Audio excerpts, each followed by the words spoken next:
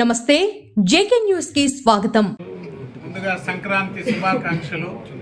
YSR Congress party ఈ రాష్ట్రంలో 2014-19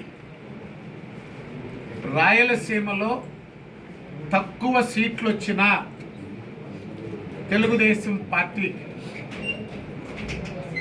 irrigation పరంగా అత్యధికమైనటువంటి నిధులు రాయలసీమ జిల్లాలకు కేటాయించి ఖర్చు పెట్టడం జరిగింది. వ్యవసాయ శాఖ డ్రిప్ ఇరిగేషన్ కానీ పరికరాలు కానీ రాష్ట్రంలో 13 జిల్లాల్లో రాయలసీమ జిల్లాలకు అత్యధికంగా కేటాయించి రైతులను ఆదుకున్నాం. చంద్రమోహన్ రెడ్డి గారు ఇప్పుడే చెప్పారు, తెలుగుదేశం పార్టీ 2014 నుంచి 19 వరకు 12,400 కోట్ల రూపాయలు సాగునీటి కోసం రాయలసీమ జిల్లాలకు ఖర్చు చేస్తే వైఎస్ఆర్ కాంగ్రెస్ పార్టీ రాయలసీమ సుపుత్రుడు ముద్దుల బిడ్డ పులివెందల పులి ఖర్చు పెట్టింది 2,000 కోట్లు.